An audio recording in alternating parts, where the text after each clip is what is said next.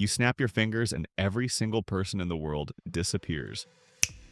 You are the only one left. What would you do? You can take whatever you want, eat whatever you find on a shelf in a store, live in any apartment you want, and drive any car you find on the street. However, the environment would become a bit hostile pretty soon, due to the collapse of unmanned factories, facilities, and power plants. Would you manage to survive in such a world? Before we dive into the danger, let's take a moment to savor the strange, exhilarating freedom of it all. Everything humanity ever created or built, it's yours. You don't have to ask, pay, or even think twice. Want to drive the fastest car ever made? Take it. Fancy living in a penthouse overlooking the skyline? The key's already in your hand. You can go anywhere, do anything, take whatever your heart desires. No boss, no deadlines, no responsibilities. There's no one left to answer to.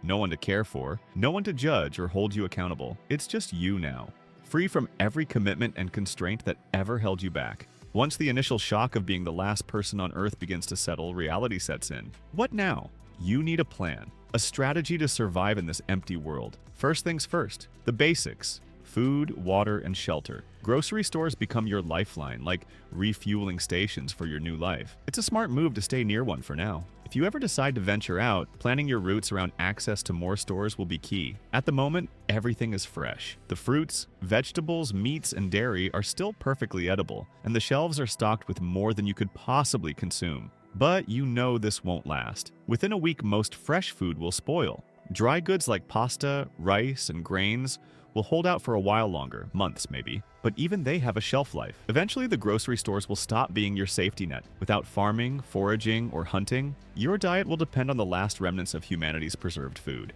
Thankfully, there's plenty of it. Canned goods.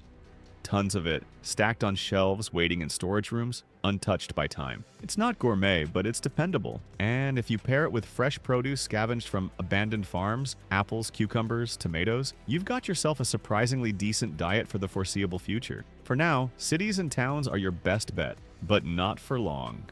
If you've ever experienced a big industrial fire in your area, a factory or a warehouse, you probably remember the warnings to stay indoors. Increased air pollution, toxic particles, dangerous for your lungs. Now, imagine that multiplied by thousands. Just hours or days after humanity's disappearance, fires would start breaking out everywhere. Steel factories, chemical plants, fertilizer warehouses, oil refineries, fossil fuel power plants, all ticking time bombs. Without people to maintain systems, manage cooling processes, or contain small issues, these facilities would ignite one by one. And there aren't just a few, there are tens of thousands of them scattered across the globe. The result?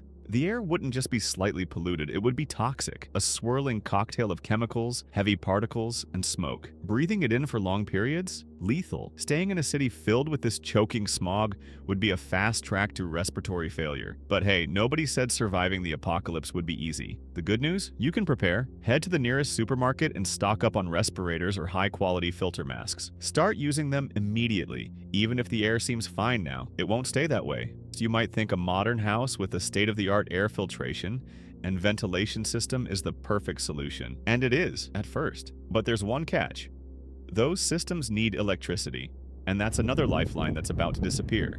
For a little while, the production of energy might continue without human intervention. Solar panels would keep harnessing sunlight, and wind turbines would spin as long as the breeze kept blowing. Small, local power networks might cling to life for days or weeks, but the real Achilles heel of the energy system is the power grid itself. The grid isn't just a giant extension cord, it's a delicate, real-time balancing act of electricity supply and demand. Without humans to adjust the system, the balance would collapse almost immediately. Sudden drops in demand, like lights and devices switching off, could trigger overvoltage, which would fry equipment.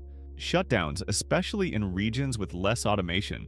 Cascading failures would ripple across the grid. In some areas, they'd begin within minutes, and by the end of the day, the entire planet would plunge into darkness. No more public electricity, forever. So what can you do? Head to a DIY store and grab a diesel generator. It's noisy and not exactly eco-friendly, but it'll keep essential devices running when needed. If your power needs are small, say charging your phone, any car will do. Their batteries hold enough charge to keep you going for ages.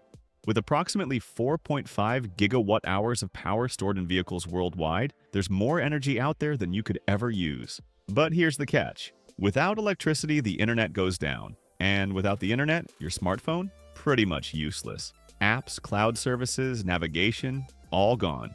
Sure, you can play offline games for fun or use it as a flashlight, but its role as a lifeline is over. No navigation? That's right, GPS satellites are solar-powered, so they'll stay operational for a while. But the system relies on ground stations for updates, synchronization, and corrections. Without those, GPS accuracy will degrade over time. Modern phones also depend on cellular networks or Wi-Fi for assisted GPS, which means navigation will fail even faster. If you're in a colder region, the lack of heating will become a serious issue. You'll need to burn whatever you can find to stay warm, but honestly, it's better to head south while you can, because there is a much bigger reason for that than cold. Soon you'll face the most catastrophic challenge of all, a nuclear meltdown. Time to move. Fast. Many nuclear power plants have automated systems designed to safely shut down reactors in the event of a loss of personnel or power. These systems would likely activate and shut down the reactors, transitioning them to a safer, cold shutdown state. Nuclear power plants that don't have automated shutdown systems would continue operating. They rely on external electricity to cool the reactors. If external power is lost, backup generators, usually diesel-powered, would kick in to maintain cooling systems. These systems could run for days or weeks depending on fuel availability. After backup fuel runs out, the cooling systems would fail. Without active cooling, the residual heat from radioactive decay could cause the reactor core to overheat, potentially leading to a meltdown. Also, all nuclear power plants have spent fuel rods that are stored in cooling pools. They could overheat if water circulation systems fail, leading to fires and significant radioactive release. The size and severity of radioactive contamination after a nuclear power plant meltdown depend on several factors, including the reactor's design, the amount and type of radioactive material released, weather conditions, and geographic features. It can make the area uninhabitable within few hundred to few thousand miles or kilometers. It would be a really good idea to start driving away from any nuclear power plants as far as possible right away. Here is a map of all the nuclear facilities around the world. Northern Hemisphere is full of it. Meanwhile, South is pretty empty in that aspect, so going from north to south is the only possibility of surviving. If you're in the US, your best bet is to keep driving until you reach the southern part of Colombia or Peru. These regions are far enough from major nuclear fallout zones and offer a more stable, survivable environment. If you prefer a coastal retreat, aim for the western coast. Sure, the ocean might be contaminated with radiation, but hey, the sunsets will still be spectacular. For those in Europe, the escape plan is similar. Head south. Drive through Turkey and into Africa. But don't stop in the northern deserts. They're harsh and unforgiving. Instead, keep moving until you reach the humid, tropical climates further down. The west coast of Central Africa, around countries like Nigeria, Togo, or Benin, offers a relatively safe haven. These areas are far removed from the world's largest industrial zones, meaning fewer fires, less pollution, and much cleaner air. The abundance of coastal cities means you'll also have access to plenty of supplies to sustain yourself. With lower industrialization levels, these regions are less affected by the chain of disasters unfolding in more developed parts of the world. The key here is distance. Distance from nuclear fallout, distance from environmental devastation, and distance from what the world has become. But first, you have to get there. Fueling your journey south becomes an exercise in ingenuity. With no electricity to power the pumps, you find yourself stopping at abandoned fuel stations, staring at the pumps that no longer work. The underground tanks, however, still hold their precious contents. You locate a manual pump or siphon, scavenge from a nearby hardware store, and use it to extract the fuel. It's a slow, laborious process as you open the metal hatch near the pumps, insert the hose into the tank, and begin pumping. The fuel trickles out into the jerry cans or large containers you've brought along. The smell is sharp, and you're careful to avoid anything that might cause a spark. This is your lifeline, and it must be handled with care. Navigation is no easier. With GPS and navigation apps rendered useless, you scour an abandoned bookstore and find a detailed road atlas. You trace your finger along the highways, plotting a route south, aiming for major roads and landmarks. Along the way, road signs become your guideposts. The road stretches endlessly before you, its silence broken only by the hum of the engine. You conserve fuel carefully, driving steadily and staying on the main roads to avoid wasting what you've worked so hard to collect. The extra jerry cans in the back of your vehicle give you some peace of mind, a reserve for when the next station is too far or its tanks are already dry. Each mile feels both urgent and surreal. The empty highways and deserted towns are stark reminders of what's been lost, yet the simple act of moving forward keeps you focused. You press on, southward, knowing that every drop of fuel and every landmark brings you closer to safety and to a world that is still uncertain but entirely your own. When you finally arrive in a new, safer city, something feels different. The silence is peaceful, but it's not empty. Wildlife has moved in. You spot deer grazing in overgrown parks, rabbits darting across cracked sidewalks, and birds nesting in abandoned buildings. It's as if nature is reclaiming the spaces we left behind. In the world you once knew, wild animals avoided cities for two reasons. First, cities were loud and dangerous. The constant hum of traffic, the blare of sirens, and the rumble of construction scared them off.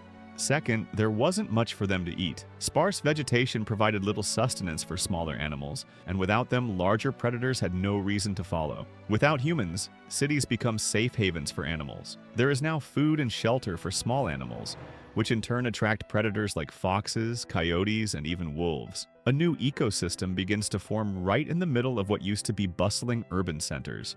As you settle into your new location, you focus on finding a place to call home. The key to your survival here is proximity to a grocery store and a reliable water source. You find an apartment, just around the corner from both, offering easy access to supplies that will sustain you for a while. You should also locate a library over time, as there's no AI to help you find answers, no Google to search for solutions, no YouTube to watch tutorials. Books become the most important source of information. Medical guides, how-to manuals, engineering books, and other valuable information helps you survive, thrive, and rebuild. As the days stretch on, the silence of a world without people begins to take its toll. The absence of human connection can feel isolating, and without anyone to talk to, it's easy to fall into loneliness or depression. At first, the solitude feels freeing, but over time, the weight of isolation becomes harder to bear. To maintain your mental health, you keep a routine, working, cooking, exercising, to maintain a sense of control and purpose. Getting outside into nature offers a welcome break, connecting you to the world in small but meaningful ways. Reading becomes a refuge, too. Books not only keep your mind engaged, but they also provide a connection to the past and help stave off the loneliness. Though the isolation is still there, you find ways to endure. In this new world, you realize that protecting your mental health is just as vital as survival itself.